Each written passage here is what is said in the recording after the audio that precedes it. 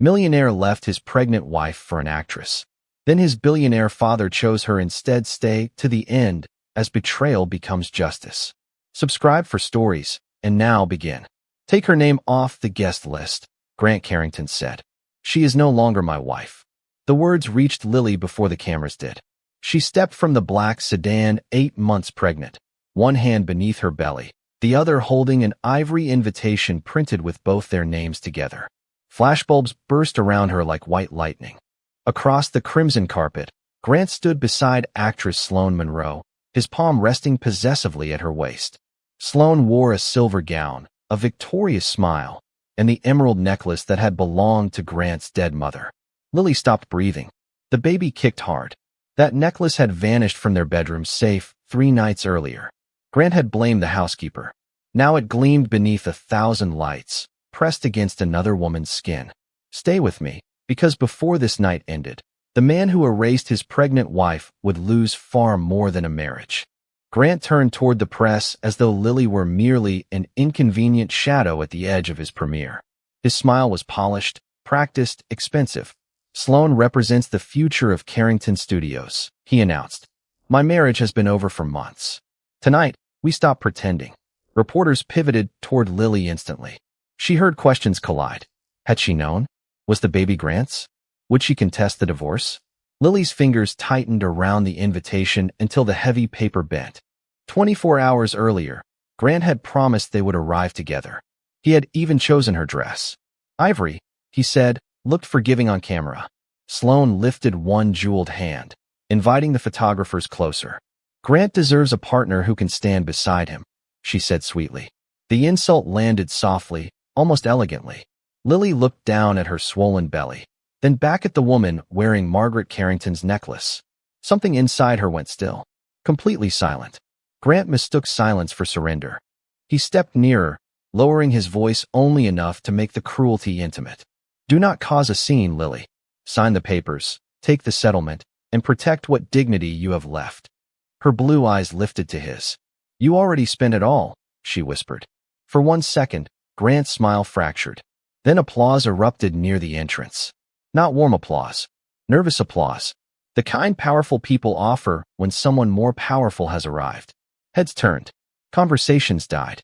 At the far end of the carpet stood Theodore Carrington, silver-haired, broad-shouldered, and perfectly still beneath the lights. He carried no entourage, only a black envelope sealed with the Carrington crest. Grant recovered first. Dad, I was going to explain. Theodore's steel-blue gaze passed over his son, then Sloane, then the necklace.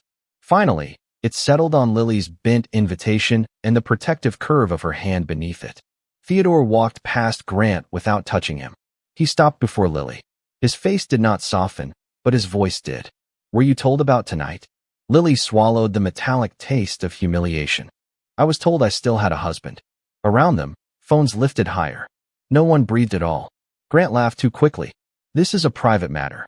Theodore turned, and the carpet seemed to narrow around him. No, he said. You made it public. He raised the envelope. Across its front, in letters, were 5 words that drained the color from Grant's face. Emergency transfer of voting control. 48 hours earlier, Lily Carrington had been standing barefoot in the nursery, folding a yellow blanket into the shape of a small square when the doorbell rang. The room smelled of fresh paint and lavender detergent. A wooden crib waited beneath the window. Above it, silver letters spelled the name Lily had chosen for her unborn daughter. Margaret Rose. Grant had not helped choose it. He had not attended the last 3 doctor's appointments either, but Lily kept making excuses for him. The studio was expanding. Investors were demanding. Hollywood never slept. The man at the door wore a gray suit and carried a thick envelope. Mrs. Carrington? Yes. You've been served. The envelope felt heavier than paper should. Lily closed the door slowly, then stood alone beneath the crystal lights of the penthouse foyer. For several seconds, she did not open it. Her daughter moved inside her, one gentle kick beneath her ribs. It's all right, Lily whispered. It was not. The first document was a petition for divorce. The second offered her $2 million in exchange for silence. The third required her to leave the penthouse within 48 hours and surrender any claim connected to Carrington Studios. Lily read every page twice. Then she found the final clause. She would be forbidden from discussing the work she had performed for Grant's company, including strategies, negotiations, investor presentations, and financial restructuring. 6 years of her life reduced to confidential information. The elevator doors opened behind her. Grant entered first, wearing a navy suit and the expression of a man arriving late to a meeting he considered unimportant. Sloane Monroe followed him in dark glasses, carrying a designer handbag Lily had seen advertised for $12,000. Neither looked surprised to find her holding the papers. "You brought her here?" Lily asked. Grant removed his cuff links as if they were discussing dinner plans. "Sloane needs to see the apartment before the premiere." "The apartment?" "She'll be spending more time in New York." Sloane glanced toward the nursery. The room could make a beautiful dressing space. Lily's hand moved protectively over her stomach. Grant noticed, but his face remained cold. "The baby will be provided for," he said. "You'll receive more than enough money." Lily looked at the man she had married. "Provided for? Do not make this emotional. I am carrying your daughter, and the company cannot keep waiting for your life to become convenient." The sentence struck harder because he said it quietly. Lily stared at him, searching for one trace of the man who once slept beside her on an office floor while they prepared his first investor presentation. That man was gone. Sloane walked toward the bedroom hallway. A green flash caught Lily's eye. The emerald necklace. Margaret Carrington's necklace. "Where did you get that?" Sloane touched it with a polished fingernail. "Grant gave it to me." Lily turned toward him. "You said it was missing." Grant exhaled. "It belongs to my family." "I am your family." "Not anymore." Silence settled over the penthouse. Then Grant placed another document on the table. "Sign this too." Lily read the first paragraph. It removed her authority over financial decisions involving her unborn child. Her breath tightened. At the bottom of the page was her signature. Perfectly copied. But Lily had never signed it. And beside it was a transfer authorizing $5 million from the Margaret Carrington Foundation. A transfer made in her name. Grant had not only decided to abandon her, he had prepared to make her guilty. 6 years earlier, Carrington Studios had been 3 weeks from collapse. The marble lobby still gleamed. The executives still wore tailored suits. But behind the polished doors, unpaid invoices sat in red folders. Advertisers were leaving, and Grant Carrington had begun shouting at people who could no longer save him. Lily had found him alone in a conference room at 2 in the morning, staring at a presentation filled with empty promises. They had been married for 7 months. He looked younger then. Frightened, too. "My father was right," Grant whispered. "I am going to lose everything." Lily sat beside him, removed her heels, and opened the financial reports. She did not tell him everything would be fine. She told him what was wrong. Carrington Studios was spending millions on prestige projects no one wanted while ignoring the growing streaming market. Its advertisers were not leaving because the company lacked fame.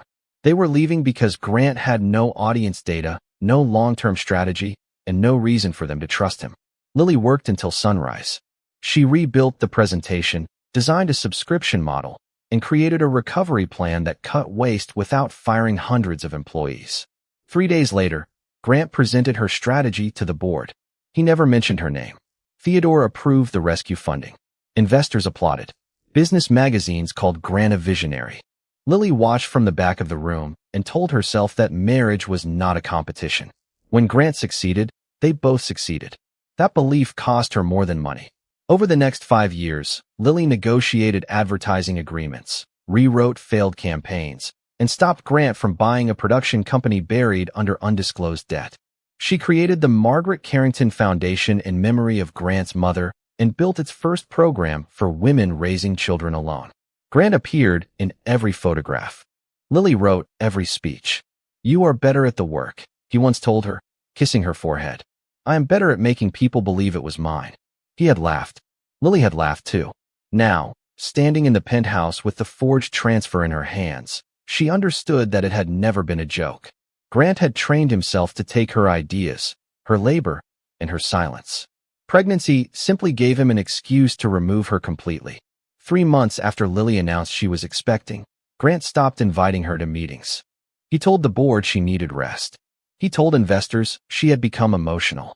He told Lily that visible pregnancy made powerful men uncomfortable. Then he began taking Sloane to business dinners. Lily returned to the nursery and opened her old laptop.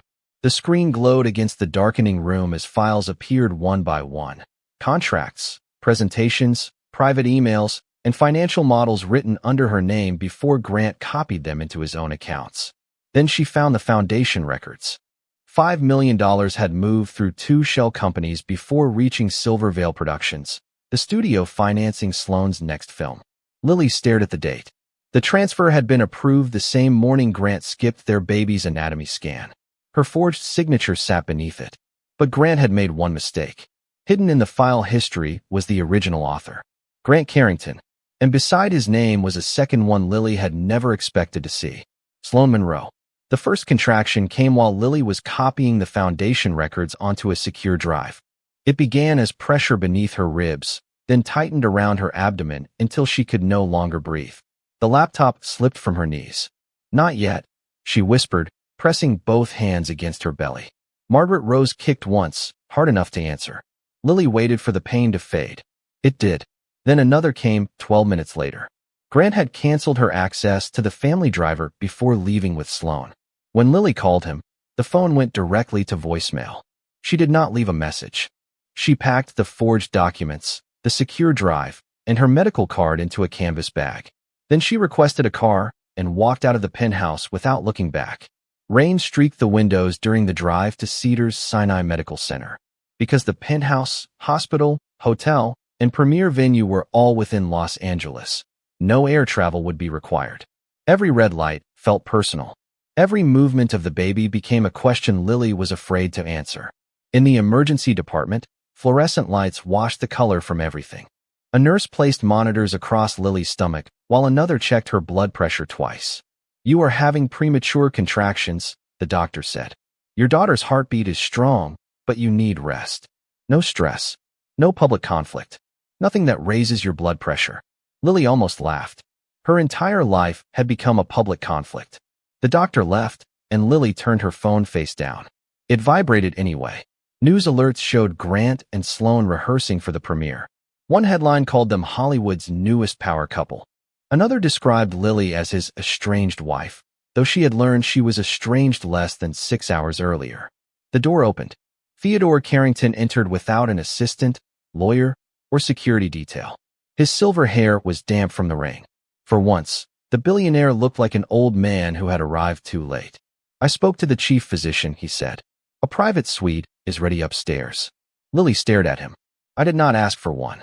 You require better care. I require people to stop deciding what I require." Theodore's jaw tightened. Most people lowered their voices around him. Lily did not. "Your son controlled my work, my money, and now the story of my marriage," she said. "I will not let his father control what happens next." Silence filled the room. Theodore looked at the monitors, then at the canvas bag containing the documents. He gave one slow nod. Understood. He walked outside and sat in the hallway. He remained there through the night. No demands. No calls to the board. No attempts to purchase obedience. At dawn, the contractions had slowed. Lily found Theodore in the same chair, his cane resting against one knee. "I knew you were saving his company," he admitted. "I saw your work in every plan he presented." Lily's eyes hardened. "And you said nothing. I thought success would make him worthy of it." "Your silence did not make him stronger," she said. "It taught him someone else would always pay." Theodore lowered his gaze. Then he reached inside his coat and placed a small brass key in her palm. "My wife left instructions before she died," he said. "Instructions Grant has never seen." The key was cold against Lily's skin. "What does it open?" Theodore looked toward the bag of evidence. "The reason my son was never guaranteed my empire." By 9 that morning, Lily had stopped looking like a woman abandoned by her husband. She looked like a woman building a case. Nora Whitfield spread the financial records across a glass conference table on the 42nd floor of Carrington Global. Benjamin Cole stood beside the screen, tracing red lines through shell companies, private accounts, and studio contracts that had never passed through the board. The pattern was worse than they expected. Grant had moved $5 million from the Margaret Carrington Foundation into a consulting firm registered in Delaware. From there, the money traveled through 2 production companies before arriving at Silvervale Productions, Sloane's company. He buried it under marketing expenses, Benjamin said. But every transfer originated from Grant's executive account. Nora turned another page.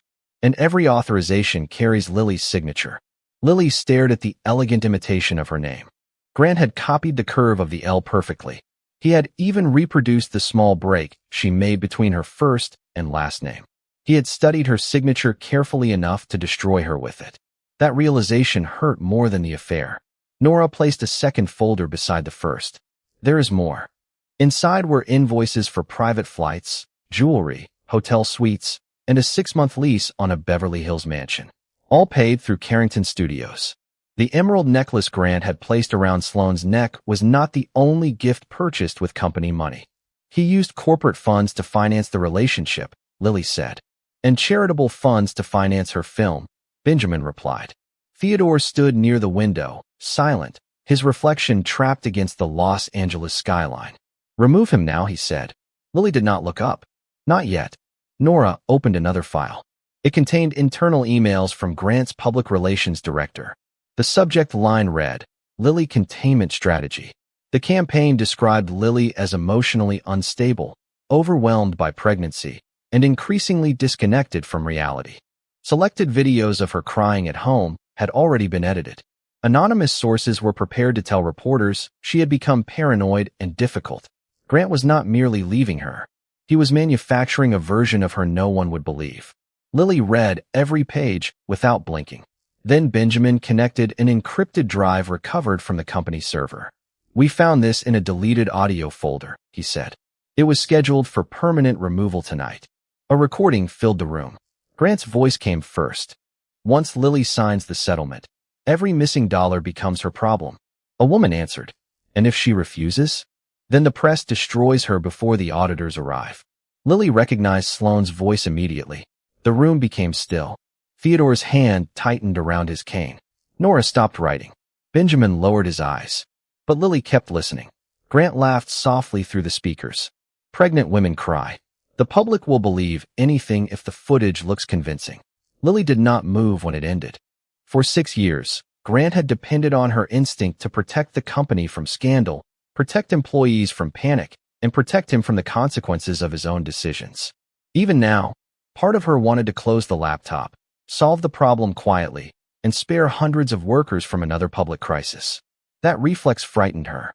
It was the same reflex that had kept her silent every time he took credit for her work. Benjamin seemed to understand. The company can survive an honest investigation, he said. What it cannot survive is another hidden liability. Theodore turned from the window. The board must receive the evidence before any action is taken. Not edited summaries. Everything. Nora nodded. We can circulate a secure package to the independent directors, request written consents, and ask the Trust Council to verify whether Margaret's amendment can be activated. Nothing changes hands merely because someone opens an envelope.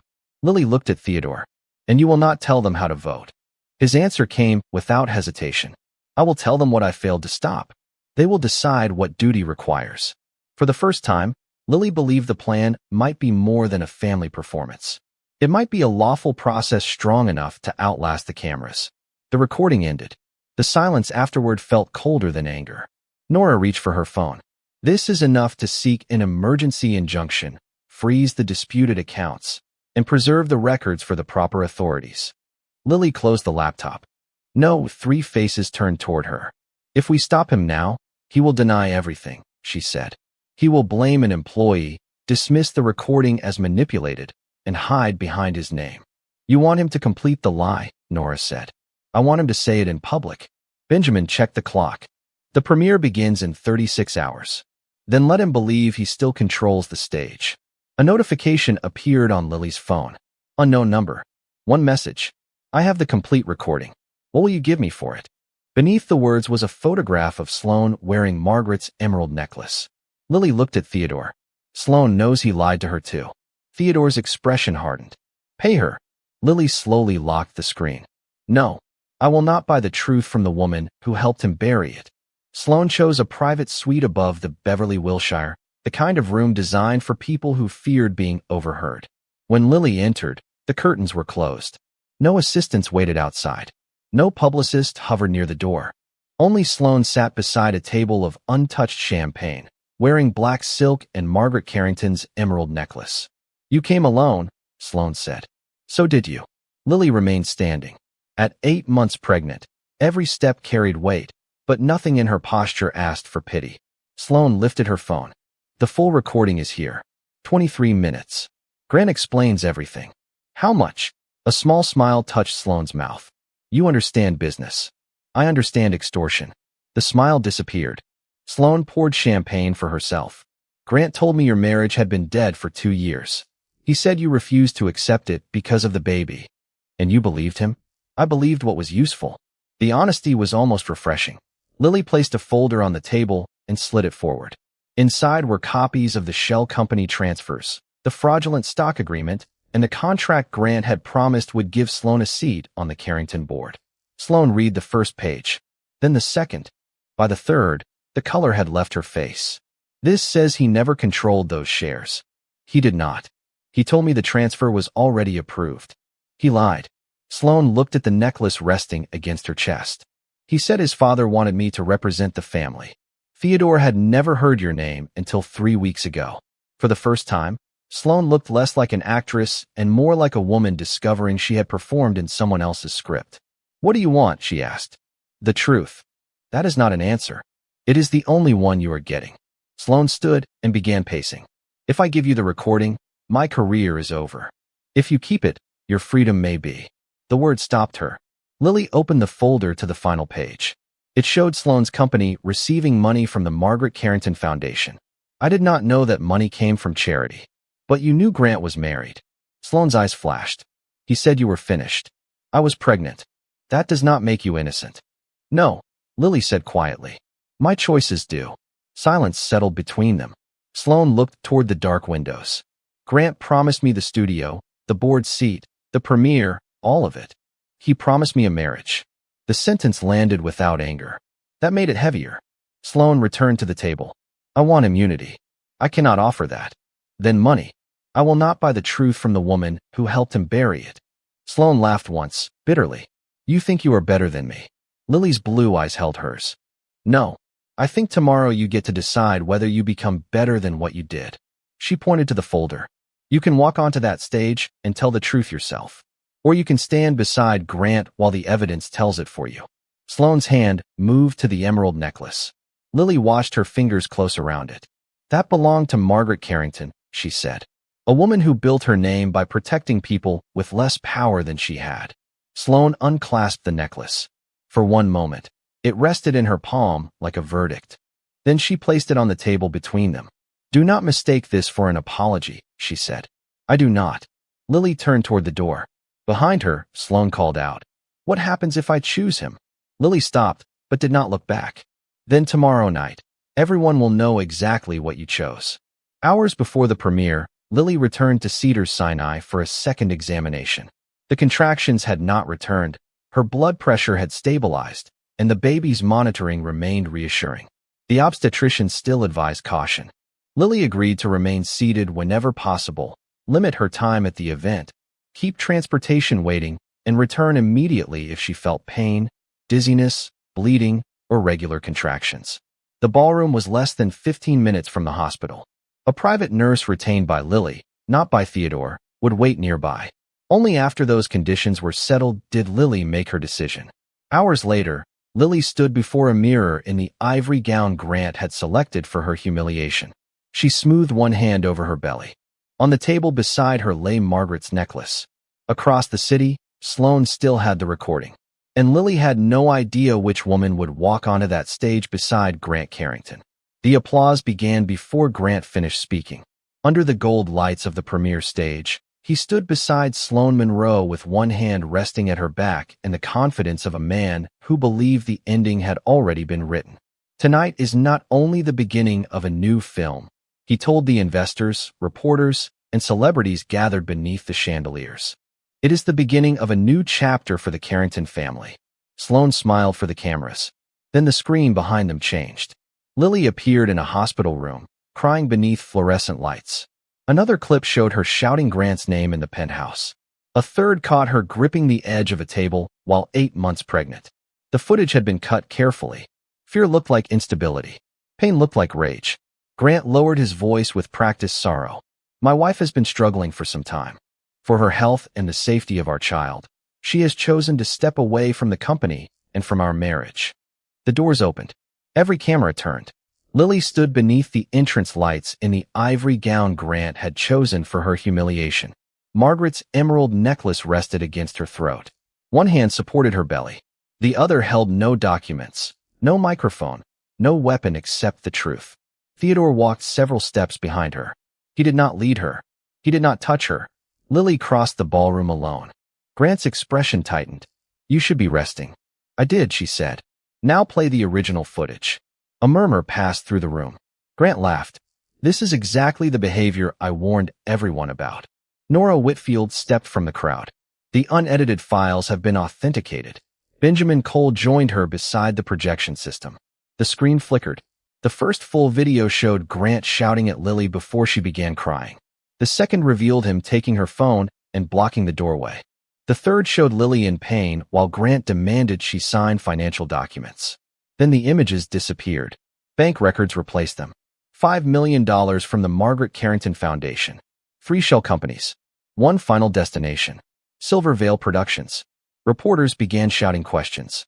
Grant pointed toward Lily. She authorized those transfers. Nora erased the forged documents. Her signature was copied. Benjamin displayed the file history. Original author, Grant Carrington. Secondary access, Sloane Monroe. The room changed. Applause became whispers. Whispers became silence. Grant turned toward Theodore. "End this." Theodore stepped onto the stage. For 37 years, people had watched Grant inherit his father's name, access, and protection.